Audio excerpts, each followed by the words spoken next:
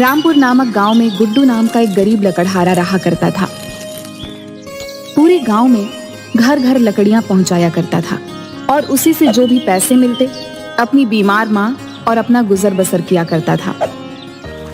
एक दिन गुड्डू जंगल से कुछ लकड़ियां लेकर गांव के एक आदमी के घर जाता है।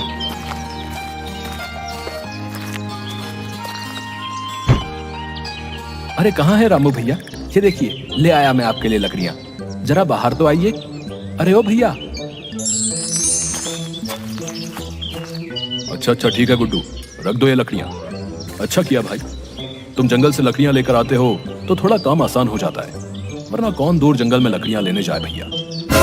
अच्छा ये लो रखो, तुम्हारे दुआरे। बहुत बहुत धन्यवाद रामू भैया। अच्छा अब मैं चलता हूँ। जिसके बाद गुड्डू फिर से कुछ लकड़ियां लेकर गांव के एक दूसरे घर जाता है। अरे कहाँ हो बबली दीदी? देखो बाहर आओ, ले आया मैं आपके लिए लकड़ियां। अरे आ गया तो गुड्डू, अच्छा किया, ले आया लकड़ियां। अब मुझसे तो जंगल जाया नहीं जाता, तू लकड़ियां ले आता है तो मदद हो जाती है। रुक, मैं अभी आई। हाँ बस अभी आती हूँ।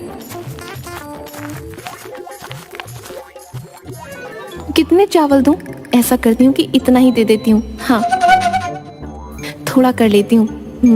वैसे भी लकड़ियाँ कौन सी ज्यादा लाया है, जितना काम उतना दाम।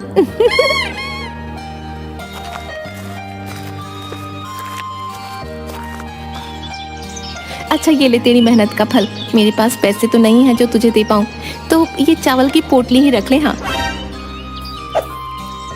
ठीक है बबली दीदी, तुम कहती हो तो मैं ये चावल की पोटली ही लिए जाता हूँ। आज इन्हें ही पकाकर माँ को खिला दूंगा। अच्छा अब मैं चलता हूँ।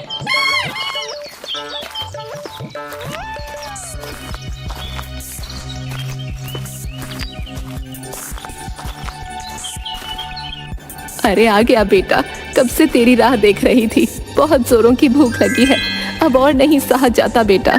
चल फिर नहीं सकती हूँ तो भोजन ही क्या पकाऊंगी बेटा। अरे माँ तुम क्यों चिंता करती हो, मैं बस अभी तुम्हारे लिए भोजन पका कर लेकर आता हूँ। जिसके बाद गुड्डू एक चूल्हे पर बबली दीदी के दिए गए चावल की पोटली से चावल पकाकर अपनी माँ को देता है। ये लो माँ, खा लो भोजन। देखो आज बबली दीदी ने जो चावल दिए थे, मैंने उनसे ही तुम्हारे लिए भोजन बना दिया। ये लो खाओ। अरे वाह बेटा, बहुत ही स्वादिष्ट भोजन बनाया है तूने। वाह, पर लगता है आज का सारा भोजन मुझे ही दे दिया। रोज तो ऐसा ही करता है तू, कहीं मैं भूखी ना रह जाऊं तो अपने हिस्से का भी मुझे ही दे देता है। कितनी अभागी हूँ मैं। एक तो मेरी ये बीमारी, तुझ पर बोझ बन गई हूँ। हाय, न जाने हमारी ये लाचारी कब खत्म होगी, कब ऊपर वाले को हम पर दया आएगी। अरे माँ तुम दुखी क्यों होती हो? देखना जल्द ही सब ठीक हो जाएगा। अच्छा तुम अब आराम करो माँ और सो जाओ, रात बहुत हो चुकी है। जिसके बाद दोनों अपनी झोपड़ी में सो जाते हैं। अगली सुबह होती है, राजू फिर से लकड़ियां लेने जंगल जाता है।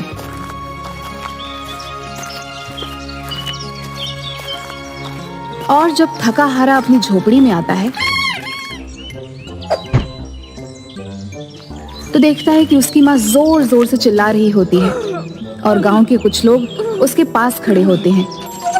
हाय, इतना पेट दर्द हो रहा है और बहुत दर्द हो रहा है। लगता है अब मैं और नहीं जी पाऊंगी, बस अब और नहीं सहा जाता।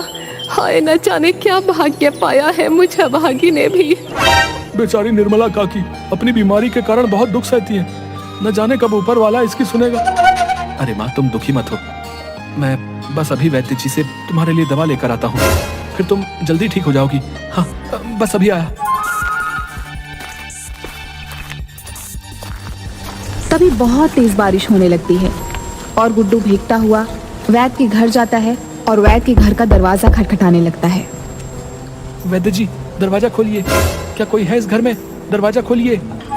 लेकिन गुड्डू के कई बार बोलने पर भी कोई दरवाजा नहीं खोलता। तभी वहां पर एक आदमी आता है जो काला कंबल ओढ़े होता है। अरे कौन हो तुम? क्या तुम नहीं जानते इस घर में अब कोई नहीं रहता है? वैद्य जी का तो पिछले मास ही स्वर्गवास हो गया है। जाओ यहाँ से, कोई नहीं रहता यहाँ इस घर में। अरे लेकिन मुझे वैद्य जी से अपनी माँ के लिए दवा लेनी थी। मेरी माँ की तबीयत ठीक नहीं है। अब आखिर मैं कहाँ जाऊंगा? पूरे गांव में वही एक वैद्य जी थे, अब वो भी नहीं रहे तो भला अब मैं माँ के लिए दवा कहाँ से लाऊं? मेरी माँ की तबीयत तो बिल्कुल भी ठीक नहीं है। ओह अच्छा, तो यह बात है। चलो तुम मेरे साथ चलो। यहाँ से कुछ दूरी पर एक साधु बाबा रहते हैं, वो जरूर तुम्हारी कोई मदद कर सकते हैं। चलो मेरे साथ।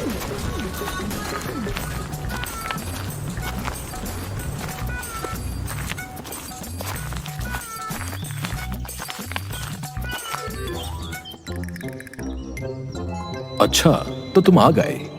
आओ आओ गुड्डू, हम तुम्हारी ही प्रतीक्षा कर रहे थे। अरे साधु महाराज, क्या आप मुझे जानते हैं? मैं बहुत दुखी हूँ महाराज, मेरी मदद कीजिए। हाँ हाँ बच्चा, मैं सब जानता हूँ, तुम चिंता मत करो। गुड्डू, इसे अपनी माँ को दे देना, वो कुछ ही पलों में ठीक हो जाएगी। बहुत बहुत धन्यवाद साधु महाराज, बहुत बहुत धन्यवाद।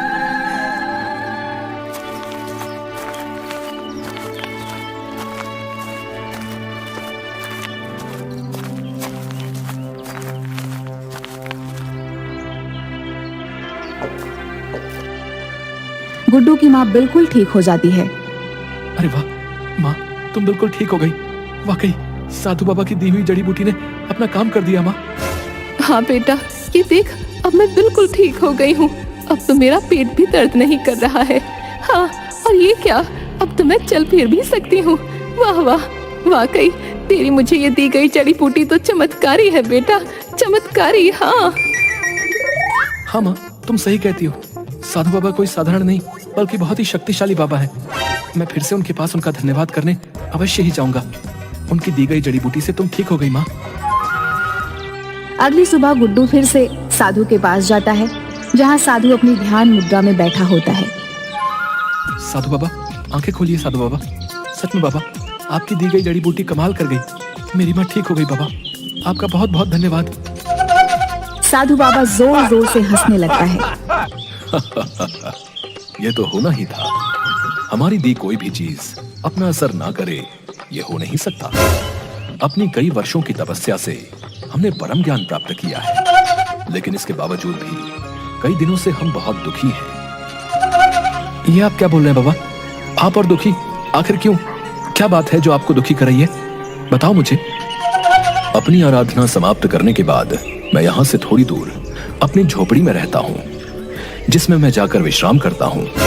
लेकिन कल रात आए तूफान की वजह से मेरी झोपड़ी तहस नहस हो गई और अब मेरे पास कोई ऐसा स्थान नहीं जहां मैं विश्राम कर सकूं।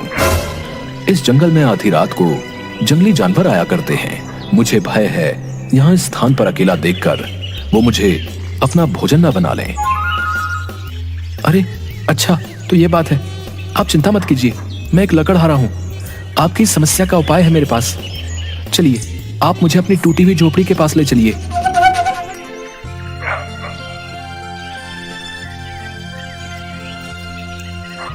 अभी रुकिए साधु बाबा, मैं बस अभी आया। हाँ, अभी आया। जिसके बाद गुड्डू जंगल जाता है और कुछ लकड़ियां और घास फूस लेकर साधु बाबा के पास आता है और फिर से साधु बाबा की टूटी झोपड़ी बनाने लगता है। और देखते ही देखते वह फिर से साधु बाबा की बहुत सुंदर झोपड़ी बना देता है। ये लीजिए बाबा, आपकी झोपड़ी बनकर तैयार हो गई है। ये पहले से काफी मजबूत और सुंदर बन गई है। देखिए, अब आप इसमें आराम से विश्राम कर पाएंगे। हाँ सच में, तुमने तो बहुत ही सुंदर झोपड़ी बना दी। अब हम इसमें अच्छे से विश्राम कर पाएंगे। हमें किसी जंगली जानवर का भी कोई भय नहीं होगा। वाह, हम तुमसे बहुत खुश हुए। बताओ, तुम्हारी क्या इच्छा है? हम अवश्य ही पूरा करेंगे। बताओ हमें। क्या सच में आप ऐसा कर सकते हैं? तो साधु बाबा, मुझे कोई ऐसी वस्तु दे दीजिए जिससे मेरी बूढ़ी माँ को कभी भूखा न रहना पड़े। बस कोई ऐसी वस्तु दे दीजिए बाबा। अच्छा, तो ये इच्छा है। ठीक, तुम्हारी ये इच्छा मैं अवश्य पूरी करूंगा। और तभी साधु बाबा की शक्ति से वहाँ एक चमकती हुई कड़ाही आ जाती है। ये लो गुड्डू, ये एक चमत्कारी कढ़ाई है। जब भी तुम्हें अपनी बूढ़ी माँ के लिए भोजन की आवश्यकता होगी तो ये चमत्कारी कढ़ाई तुम्हारी सहायता करेगी। तुम इससे जो भी वस्तु मांगोगे वो तुम्हें मिल जाएगी। सच में बाबा, आप सच बोल रहे हैं? मैं इस चमत्कारी कढ़ाई से जो भी मांगूंगा ये कढ़ाई मुझे देगी।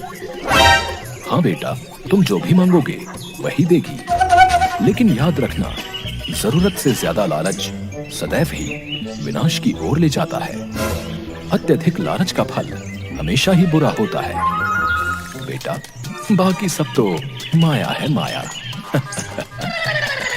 हाँ बाबा, मैं ध्यान रखूंगा। आपने जो कहा मैं वो समझ गया, मैं समझ गया। बहुत बहुत धन्यवाद आपका बाबा। अब मैं चलता हूँ।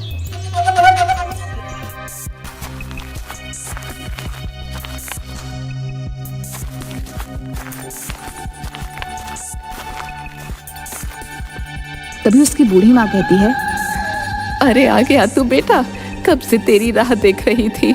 आज तो घर में एक भी अनाज का दाना नहीं है। अरे लेकिन तेरे हाथ में ये कढ़ाई कहाँ से आई? बता, क्यों लेकर आया है तू ये? अरे माँ, आहिस्ता बोलो। आजकल तो दीवार के भी कान होते हैं। ये कोई मामूली कढ़ाई नहीं है, बल्कि चमत्कारी है। साधु बाबा ने दी है। रुको अभी। चमत्कारी कढ़ाई, मुझे खूब सारा भोजन चाहिए जिससे मेरा और मेरी माँ का पेट भर जाए। जल्दी से मुझे खूब सारा भोजन दे दो, खूब सारा। अरे वाह बेटा, तू तो बिल्कुल सच बोल रहा था। ये तो सच में चमत्कारी कढ़ाई है। हाँ, अरे वाह वाह, कितना सारा भोजन। हाँ माँ, देखो कितना सारा भोजन आ गया है। वाह, चलो अब भोजन करते हैं। अब से गुड्डू और उसकी माँ को जब भी भोजन चाहिए होता था तब वह उस चमत्कारी कढ़ाई से मांगते और रोज बड़े चाव से भोजन करते। लेकिन फिर एक दिन गुड्डू की पड़ोसन बबली गुड्डू के घर आती है और गुड्डू की माँ को आवाज देती, अरे कहाँ हो निर्मला काकी, तनिक बाहर तो आओ जरा। अरे ओ काकी, देखो तो जरा, बबली आई है। आओ ना, बाहर आओ। अरे आओ आओ बबली बेटी, कैसे आना हुआ? आज बड़े दिन बाद आई हो। सब ठीक तो है? अरे हाँ काकी, सब ठीक है। क्या बताऊँ काकी, बड़ी ही दुखी हूँ। अब तुम तो जानती ही हो, कई दिनों से मेरी कोई फसल खराब हो रही है, तो घर में अनाज का एक भी दाना नहीं है। तो तनिक अगर थोड़े से चावल मिल जाते तो अच्छा होता काकी। आज भूखा नहीं सोना पड़ेगा।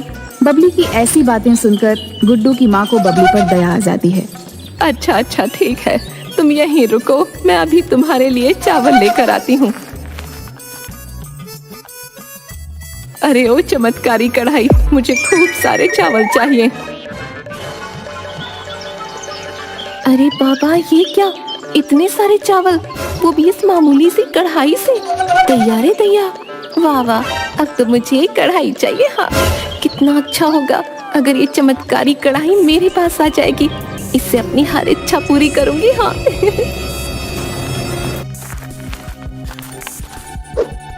बहुत बहुत धन्यवाद काकी, तुम सच में कितनी अच्छी हो। वाह वाह, ऊपर वाला तुम्हें लंबी उम्र दे काकी। अरे देखो तो सही इस चालाक बुढ़िया को, देखो तो पूरी की पूरी चमत्कारी कढ़ाई लेकर बैठी हुई है और मुझे दिए ये कुछ चावल के दाने। जिन्हें लेकर बबली अपने घर चली जाती है। थोड़ी देर बाद बबली चुपके से फिर से आती है और चुपके से रसोई में आती है जहां वह चमत्कारी कढ़ाई रखी होती है। तुझे पाकर तो मुझे सब कुछ मिल जाएगा। हाँ अच्छा, इससे पहले मुझे वो बुढ़िया देख ले, मुझे चमत्कारी कढ़ाई ले जानी होगी।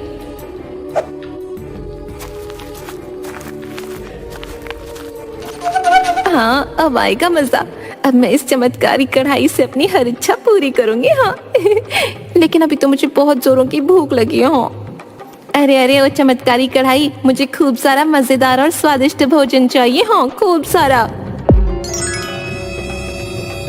अरे वाह, कितना सारा भोजन, वाकई ये तो सच में चमत्कारी कढ़ाई है। हाँ अरे वाह वाह, बड़ा ही मजेदार और स्वादिष्ट भोजन है। खाकर मजा ही आ गया। वाह वाह, क्या चमत्कारी कढ़ाई हाथ आई है। क्यों ना मैं इससे और भी कुछ मांगू। हाँ मांग के देखो। हाँ और भी कुछ मांगती हूँ। अरे वो चमत्कारी कढ़ाई, जरा मुझे कुछ चांदी के सिक्के चाहिए, क्या तुम दे पाओगी? बस कुछ ही दे दो, मुझे चांदी के सिक्के दे दो। हाँ अरे वाह वाह, क्या अद्भुत कढ़ाई है। वाह, अब तो मुझे किसी भी वस्तु की कोई कमी नहीं होगी। हाँ जो भी मुझे चाहिए वो मैं इस कढ़ाई से मांग लूंगी। अभी मांग लूं क्या पता कल ही अपना चमत्कार न दिखा पाए तो तब तो मेरे हाथ कुछ भी नहीं आएगा। नहीं नहीं, सुन जादुई कढ़ाई, मेरे ऊपर सोने चांदी हीरे मोती पन्ना रत्न सबकी बारिश करा दे। ऐसी बारिश जो आज तक किसी ने ना देखी हो। इतना धन की एक गांव क्या, इस पूरी दुनिया को भी मेरे धन का 1/3 कमाने के लिए कई कई जन्म लेने पड़ जाए। हाँ इतना दे दे बस। अब मुझे इस दुनिया का सबसे अमीर बनने से कोई नहीं रोक सकता, कोई भी नहीं। इतना बोलते ही कढ़ाई में से सोने और चांदी की बारिश होने लगती है और देखते ही देखते खूब सारा सोना चांदी गिरने लगता है और उस पर भारी भारी सोने चांदी की चीजें गिरने लगती हैं। लगातार भारी चीजों से बबली पे चोट लगने लगती है। तभी गाय भैंसों की आवाज सुन वो बाहर आती है। जैसे ही बबली घर के बाहर जाती है तो उसके तबेले में आग लग चुकी होती है और उसकी गाय भैंसें इधर उधर भाग रही होती हैं। तभी पूरे तबेले में आग लग जाती है और जैसे ही वो कुछ सोचती है इतने में उसका सारा घर जलकर राख हो जाता है। अरे अरे, ये क्या हुआ? हाय, ये आग कैसे लग गई? अरे ये क्या हो गया? अरे मेरा धन अरे ये क्या हो गया? मेरा सारा धन और वो चमत्कारी कढ़ाई इस आग में जलकर खाक हो गई। लगता है ये सब मेरे लालच की वजह से हुआ है। मुझे वो चमत्कारी कढ़ाई निर्मला काकी की झोपड़ी से चोरी ही नहीं करनी चाहिए थी। मुझे जाना होगा निर्मला काकी के पास, माफी मांगनी होगी। हाँ, जाना होगा। अरे ये कैसे संभव है? ये चमत्कारी कढ़ाई तो आग में जलकर राख हो गई थी, फिर ये यहाँ कैसे? मेरी तो कुछ समझ नहीं आ रहा।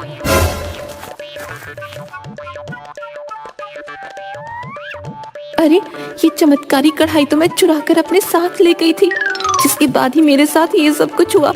मुझे जो कुछ भी इस चमत्कारी कढ़ाई से प्राप्त हुआ था वो सब जलकर खाक हो गया। ये सब तुम्हारे लालच के ही कारण हुआ। साधु बाबा ने कहा था जब कोई इस चमत्कारी कढ़ाई का उपयोग अपने अत्यधिक लालच के लिए करेगा तो ये चमत्कारी कढ़ाई उसके लालच का फल उसे अवश्य ही देगी। ये चमत्कारी कढ़ाई तो यही थी।